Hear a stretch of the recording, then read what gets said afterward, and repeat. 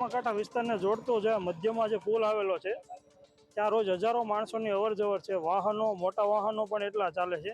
તેમજ રાત્રિ દરમિયાન પણ લોકોની અહીંયા અવરજવર રહે છે. સામાકાંઠા વિસ્તારમાં શિરવાણિયા વિસ્તાર, ઢસા રોડ, ગઢાળી રોડ તેમજ અલગ અલગ વિસ્તારના લોકો અહીંયાથી વાહન લઈ અને ચાલીને પણ ચાલે છે. તો તેમની સેફટી માટે અહીંયા કોઈ રેલિંગ કે સેફટી દિવાલ છે નહીં.